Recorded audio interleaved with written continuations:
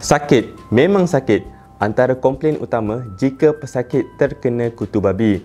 Siapa yang pernah kena kutu babi ini pasti akan tahu betapa sakitnya jika kena gigit binatang ini. Assalamualaikum warahmatullahi taala wabarakatuh. Bersama saya Dr. Ikram. Pada video kali ini saya akan ceritakan satu jenis gigitan serangga yang agak common berlaku, iaitu kutu babi. Jom kita saksikan.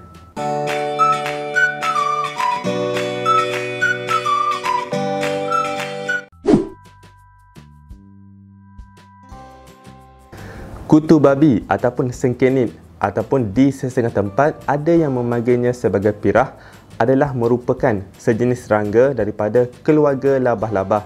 Ianya berkaki 8 dan ia bersifat sebagai ektoparasit, iaitu parasit luaran. Serangga ini suka menghisap darah daripada binatang, contohnya daripada binatang mamalia, reptilia, burung dan juga amfibia. Dan setelah menghisap darah ini, ianya akan menyebabkan serangga iaitu kutu babi ini membesar. Ia boleh membesar sehingga 30 kali ganda daripada saiz asal. Gigitan kutu babi ini sangat-sangat sakit sehingga ia boleh menyebabkan seseorang itu tidak boleh tidur. Kebiasaannya ianya suka melekat di binatang peliharaan, contohnya seperti kucing, ataupun binatang ternakan, contohnya seperti ayam. Jadi, sesiapa yang ada kontak ataupun menyentuh binatang seperti kucing ataupun ayam perlu menjaga kebersihan betul-betul. Selepas kontak ataupun memegang binatang tersebut, perlulah mencuci bahagian yang terkena tadi dengan sabun dan basuh betul-betul. Gejala ataupun simptom seseorang yang terkena gigitan kutu babi ini bergantung kepada tempat di mana kutu babi itu melekat. Contohnya di bahagian kulit ataupun telinga. Saya pergi lebih lanjut mengenai telinga. Sakit telinga adalah satu komplain utama pesakit yang terkena gigitan ini.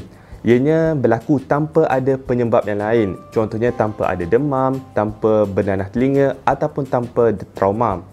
Sakit telinga ini berlaku secara tiba-tiba dan ia boleh bersekali dengan telinga berdesing dan juga pening. Jadi sekiranya seseorang itu mengalami tanda-tanda yang saya sebutkan di atas, mereka mungkin mengalami gigitan sengkenit di dalam telinga. Bagi di bahagian kulit pula, ianya sama dengan gigitan serangga yang lain. Cuma yang special mengenai kutu babi ini, ianya lebih sakit dan lebih gatal.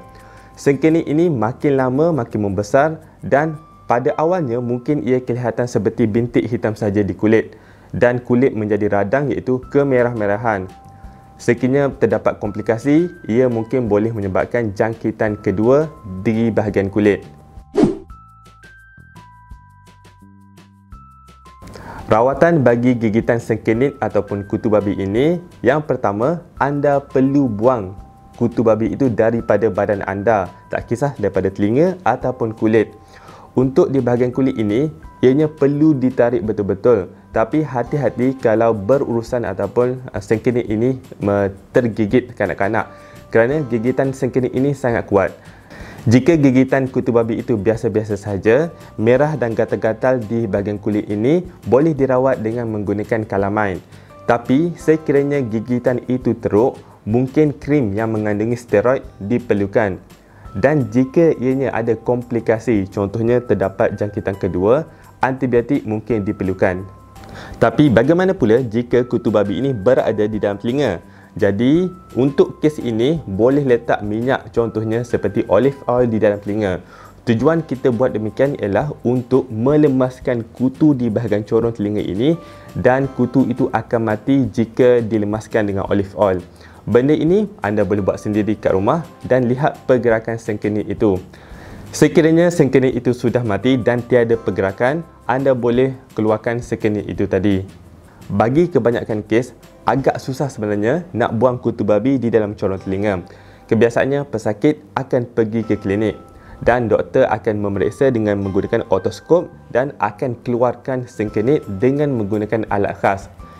Selepas daripada itu, doktor akan memeriksa sekeliling telinga dan memastikan sama ada corong telinga itu tiada apa-apa masalah.